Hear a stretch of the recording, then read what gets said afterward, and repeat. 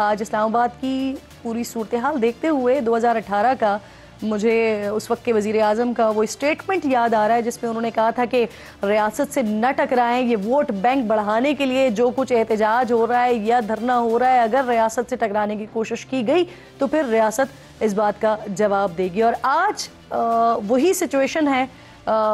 وہ وزیر اعظم صاحب اس وقت پابند سلاسل ہیں، ان کی اپنی جماعت باہر ہے، اسلام آباد کی سڑکیں بند ہیں، آج کنٹینرز کا راج ہے، موبائل فون سروس معطل ہے، انٹرنیٹ متاثر ہے، اسکول بند ہے، دفاتر جانے والے پریشان ہیں۔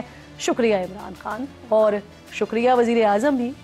حکومت کسی کی بھی ہو ناظرین، پاکستان میں احتجاجی سیاست ختم ہونے کا نام نہیں لیتی ہے۔ اس سیاست میں ماہر تحریک انصاف ہے، اس سیاست میں حکومت یا اپوزیشن جو بھی جیتے یا ہارے، یہاں پر ہارتا جو ہے نا وہ پاکستان ہے، کیونکہ نقصان میرے ملک کے تشخص کا ہوتا ہے، نقصان میرے ملک کے خزانے کا ہوتا ہے، نقصان میرے ملک کے عوام کا ہوتا ہے، عام عوام کے کاروبار کا ہوتا ہے، روٹی اور روزگار کا ہوتا ہے، سفر و علاج میں جو پیدا ہونے والی رکاوٹیں ہیں ان کا ہوتا ہے۔ نہ جانے آج کتنے لوگ ایئرپورٹس نہیں پہنچ سکے ہوں گے، سینکڑوں تکلیف میں ہوں گے لیکن اسپتال نہیں جا سکے ہوں گے۔ اس کا احساس شاید دونوں طرف نہیں ہے۔ وفاقی دارالحکومت اسلام آباد میں ڈی چوک پر بانی تحریک انصاف کے احتجاج کی کال کے نتیجے میں کل رات سے ہی اسلام آباد کے خارجی اور داخلی راستے اور ان کے ساتھ ساتھ ڈی چوک جانے والے راستوں کو کنٹینرز لگا کر مکمل طور پر سیل کر دیا گیا۔ سارا دن کارکنان ٹولیوں کی شکل میں ڈی چوک پہنچتے رہے، پولیس گرفتاریاں کرتی رہی، آنسو گیس کے شیل فائر کرتی رہی، جس سے آس پاس کے علاقوں میں رہنے والے شدید متاثر ہوئے۔ اوبویسلی گرفتار ہونے والوں میں عمران خان کی بہنیں علیمہ اور عظمیٰ خان بھی شامل ہیں۔ اس احتجاج کو روکنے کے لیے موٹر وے پر خندقیں کھودی گئیں، راستوں میں کیلیں بچھائی گئیں۔ دوسری طرف جو احتجاجی مظاہرین ہیں وہ اسلحہ لے کر گھومتے رہے، ویڈیوز سامنے آتی رہی، ہمارے سرکاری مشینری کا بے دریغ استعمال ہوتا رہا۔ جب لیڈرشپ ایسی بات کرے گی تو پھر آپ کارکنان سے اس سے زیادہ اور کیا امید رکھ سکتے ہیں۔ پی ٹی آئی کے ڈی چوک میں احتجاج کے اعلان اور پلان پر وزیر دفاع خواجہ آصف نے کہا ہے کہ اسرائیل ڈائریکٹ پاکستان کے ساتھ پنگا نہیں لے سکتا، لیکن عمران خان کو چھوڑا ہوا ہے۔ اسرائیل جو ہے پاکستان کے ساتھ فوجی پنگا نہیں لے سکتا، پاکستان ایک ایٹمی قوت ہے، اس لیے وہ فوجی طور پہ ہمارے اوپر حملہ آور نہیں ہو رہے، وہ عمران خان کے ذریعے ہمارے اوپر حملہ آور۔ وہ ایک 2014 میں ہمارے اوپر حملہ کیا تھا اور ایک اب حملہ بار بار کیا جا رہا ہے تاکہ پاکستان جو ہے اندر سے مسمار ہو۔ عمران خان ہو گیا، تحریک طالبان پاکستان ہو گیا، افغانستان میں دوسرے جو عناصر وہاں پہ بیٹھے ہوئے ہیں وہ ہو گئے، اسرائیل ہو گیا، یہ سارے کے سارے پاکستان کی تباہی کے اوپر عمران خان ان کا سربراہ ہے۔ میرے نزدیک یہ بھی اسٹیٹمنٹ خیر بہت بڑا دے دیا ہے خواجہ آصف صاحب نے۔ ناظرین، شنگھائی تعاون تنظیم کے سربراہی اجلاس کے لیے وفاقی دارالحکومت اسلام آباد میں آج رات 12 بجے سے 17 اکتوبر تک فوج تعینات کر دی گئی ہے، لیکن تحریک انصاف کو شاید یہ سب کچھ دکھائی نہیں دے رہا یا پھر وہ دیکھنا نہیں چاہتے، نظر انداز کر رہے ہیں۔ تحریک انصاف جو آئینی ترمیم کا راستہ روکنے کے لیے ممکنہ طور پر دھرنے دینے کا ارادہ رکھتی ہے، اب کیا بنے گا ان کا؟ یہ انتہائی اہم سوال ہے جس کا جواب کے پی حکومت کے ترجمان بیرسٹر سیف صاحب مجھے پروگرام میں جوائن کر رہے ہیں۔ بہت شکریہ آپ کا سر۔ سب سے پہلے ذرا یہ بتا دیجئے کہ کہاں تک پہنچا ہے اس وقت سی ایم صاحب کا قافلہ اور ڈی چوک کب تک پہنچ جائیں گے؟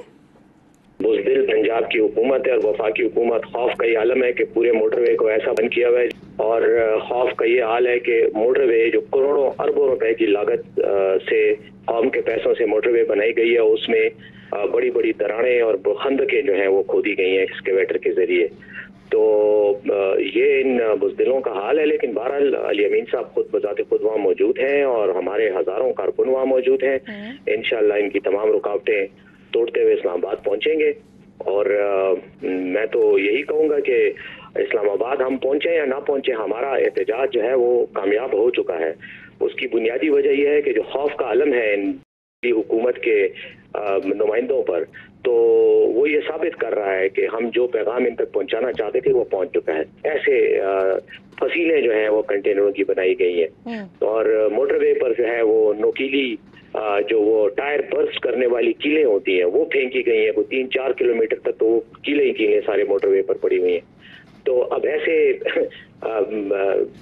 میں کیا کہوں ان کو، ان کے لیے جو الفاظ ہیں وہ بھی اب زبان سے ادا ہونا وہ ہوتا ہے کہ ان کا خوف کا اگر یہ عالم ہے، اتنے بزدل ہیں تو ان کو تو پھر ایک دن حکومت کرنے کا حق نہیں پہنچتا.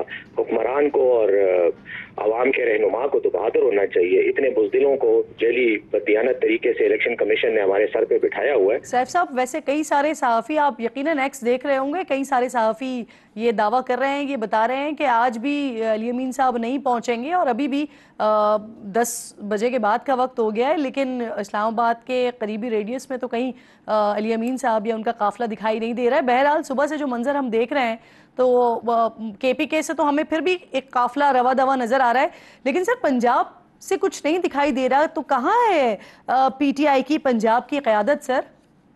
دیکھیں بات یہ ہے کہ یہ پاکستان تحریک انصاف کا احتجاج ہے، اور پاکستان کا تحریک انصاف کا ہر کارکن چاہے وہ پاکستان کے کسی کونے میں بھی ہو، یہ اسی کا احتجاج ہے. اے پی بھی پاکستانی کا حصہ ہے، ہم بھی پاکستان کے شہری ہیں، ہم آ رہے ہیں، ہم سب کی نمائندگی کر رہے ہیں. پنجاب سے بھی انہوں نے راستے اسی طرح بند کیے ہوئے ہیں جس طرح کے پی سے بند کیے ہوئے ہیں. اور اسلام آباد میں یہ حالت ہے کہ اس وقت ڈی چوک میں اگر خواتین بھی کہیں راستہ گزرتے ہوئے ڈی چوک کے قریب سے گزرتی ہیں تو ان کو بھی گرفتار کیا جا رہا ہے. تو ان حالات میں یقیناً وہاں تک پہنچنے میں ہمیں رکاوٹیں ہیں، مشکلات ہیں، لیکن ایک بات میں آن ریکارڈ یہ کہنا چاہتا ہوں کہ انشاءاللہ ہم ڈی چوک پہنچیں گے، ان کو ہم بتا دیں گے کہ ان کی کیا ہے، اور انشاءاللہ عوام کا یہ جو احتجاج ہے یہ اپنا اثر بھی دکھائے گا، اور ہم اپنے اہداف بھی حاصل کریں گے. اور ہمارا پہلا ہدف سر آج کا دن تو ختم ہونے میں سر اب 2-2.5 گھنٹے رہ گئے ہیں. مجھے یہ بتائیے کہ آپ لوگ یہاں پہنچ کر صرف اپنا احتجاج ریکارڈ کروائیں گے اور چلے جائیں گے، یا پھر یہاں پڑاؤ ڈالنے کا ارادہ ہے؟ سیف صاحب خان صاحب کا جو حکم ہوگا اس کے مطابق ہوگا. خان صاحب کا حکم ہے ڈی چوک پہنچو، ہم ڈی چوک کی طرف جا رہے ہیں. جب وہاں پہنچ جائیں گے اس کے بعد ان کے حکم کا انتظار ہوگا. جو وہ کہیں گے، اگر وہ کہیں گے واپس چلے جاؤ واپس آ جائیں گے، اگر وہ کہیں گے دھرنا دو تو وہاں دھرنا ہو. اچھا سیف صاحب، یہ آپ کا احتجاج مؤخر کرنے کے حوالے سے کیا اسٹریٹجی ہے سر؟ اگر پاکستان مسلم لیگ نون یا حکومت یہ جو ترمیم لا رہی ہے اسے مؤخر کر دیتی ہے تو پھر کیا آپ بھی اپنا احتجاج مؤخر کر دیں گے؟ اس بات کا فیصلہ عمران خان صاحب کریں گے. جنہوں نے ہمارا احتجاج رکوانا ہے وہ عمران خان صاحب سے بات کریں، ان کو قائل کر لیں. ہم جہاں سے وہ کہیں گے ہم واپس مڑ جائیں گے. آئینی ترمیم کی جا رہی ہے اور پارلیمنٹ کو کا استحصال کر کے، پارلیمنٹ کے قواعد و ضوابط کو پامال کر کے آئینی ترمیم کی جا رہی ہے. وہ آپ کے سامنے ہے، پوری قوم کے سامنے ہے. ہمیں اس پر بھی اعتراض ہے. اچھا سیف صاحب، مجھے آپ کی بات سے یاد آیا سر، آپ کہہ رہے ہیں کہ کچھ لوگوں کو جو ہے وہ اسلحہ دے کر شامل کروایا جا رہا ہے آپ کے احتجاج میں، اور پی ٹی آئی کے جھنڈے ان کے ہاتھوں میں دیے گئے ہیں. حالانکہ اس سے پہلے آن ریکارڈ علی امین گنڈا پور صاحب کا اسٹیٹمنٹ موجود ہے کہ گولی کا جواب گولی سے دیں گے، اور جو فوٹیجز ہمارے سامنے آ رہی ہیں اس میں جو مسلح لوگ موجود ہیں وہ بھی کچھ اسی طرح کی ہی باتیں کر رہے ہیں سر. جس شخص کی یہ ویڈیو چل رہی ہے جس نے پی ٹی آئی کا جھنڈا گلے میں ڈال کر کلاشنکوف لہرا رہا ہے یا ہتھیار لہرا رہا ہے، یہ اس کا ہمارے ساتھ کوئی تعلق نہیں ہے. ہم اتنے احمق نہیں ہیں کہ ہم مسلح ہو کر اپنے اسلحے کی نمائش کرتے ہوئے جائیں. ہم ایک سیاسی پارٹی ہیں، ہم ایسا کام کبھی بھی نہیں کریں گے. یہ تو ہم اوپنلی، یہ تو کسی احمق کو بھی پتا ہے کہ یہ پی ٹی آئی کو بدنام کرنے کے لیے اس طرح کے ڈائلاگ بول کے یہ ویڈیو اس نے وائرل کی ہے.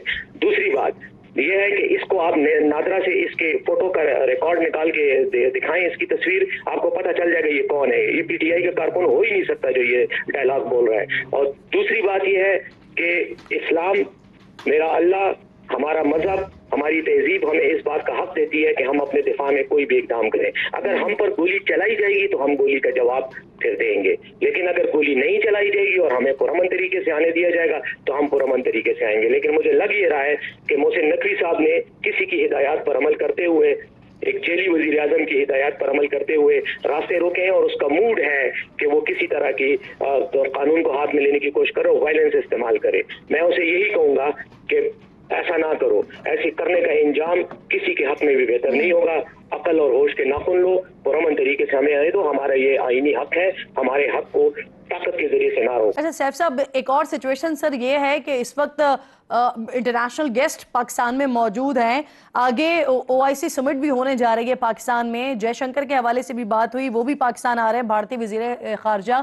تو کیا سر آپ جو ہمارے انٹرنل معاملات ہیں، پارٹی ٹو پارٹی جو معاملات ہیں، مینڈیٹ کے حوالے سے جو آپ کے اور دیگر پارٹیز کے معاملات ہیں، کیا وہ کچھ عرصے کے لیے مؤخر نہیں ہو سکتی سر؟ کیونکہ یہ معاملہ پارٹیز کا یا مینڈیٹ کا معاملہ نہیں ہے، یہ پاکستان کا معاملہ ہے جو نیکسٹ ویک میں ہونے جا رہا ہے، جو سمٹ ہونے جا رہی ہے پاکستان میں سر۔